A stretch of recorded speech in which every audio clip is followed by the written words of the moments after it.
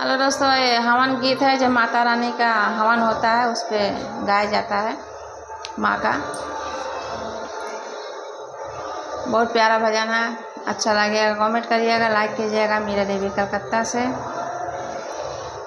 लेला लेला हवनिया मैया, लेला हवनिया, लेला लेला हवनिया मैया, लेला हवनिया। छोड़ा लवंगिया के डार मैया, लेला हवनिया। छोड़ा लवंगिया के डार मैया, लेला हवनिया। जो मोरी मैया दुअरवा न चीनू, जो मोरी मैया दुअरवा न चीनू। दुअरा पे निमिया निशान मैया, लेला हवनिया।